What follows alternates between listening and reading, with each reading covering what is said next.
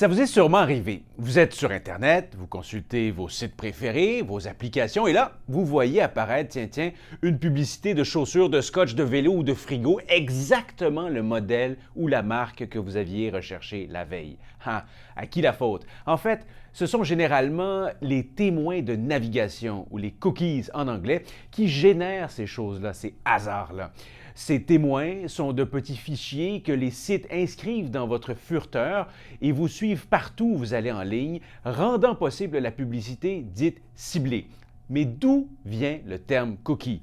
C'est son inventeur, l'informaticien américain Lou Montulli, qui l'a popularisé au milieu des années 90 quand il travaillait chez Netscape. Les programmeurs utilisaient déjà le mot cookie qui désignait un paquet de données que s'échangent des programmes informatiques entre eux. Le terme aurait comme origine le fameux biscuit chinois qui contient, le petit message à l'intérieur. Ces traces que vous laissez en ligne, c'est un peu comme les miettes d'un biscuit que vous laissez derrière vous en le mangeant.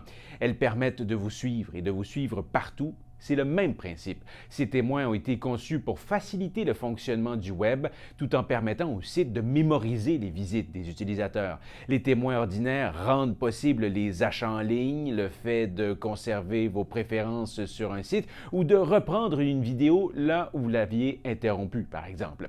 Mais certains servent aussi à la publicité.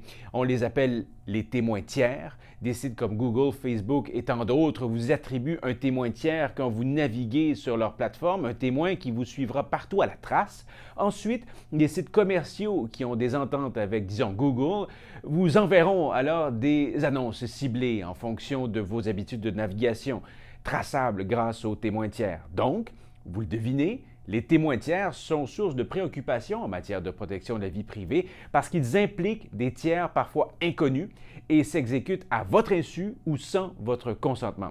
En plus, les témoins de navigation peuvent être potentiellement détournés par des pirates informatiques qui peuvent prendre le contrôle des comptes et voler les données personnelles des utilisateurs. Mais, une chance, il y a des solutions. Vous pouvez refuser les témoins tiers en vous rendant dans les paramètres de votre navigateur. Naviguer sur le web en mode incognito, en navigation privée, peut aussi être une solution. Et en plus de ça, on peut prendre le soin de supprimer les témoins quand on ferme le navigateur. Autre piste de solution, il y a des outils, des extensions qui s'intègrent au navigateur et qui permettent de les réduire. Aussi, plusieurs entreprises évoquent la possibilité de remplacer les témoins par autre chose pour conserver la publicité en ligne, source de revenus pour bien des entreprises, tout en protégeant un peu mieux les internautes. Mais ce n'est pas encore clair ce qui pourrait se substituer aux témoins. C'est donc à suivre. Certains États comme la Californie et des entités comme l'Union européenne ont légiféré sur la vie privée et la protection des données en ligne, ce qui passe notamment par l'exigence d'informer les internautes sur l'utilisation des cookies et l'obtention de leur consentement. Morale de l'histoire, la vigilance est de mise en attendant que les autorités légifèrent pour mieux nous protéger et que l'industrie développe des outils plus performants.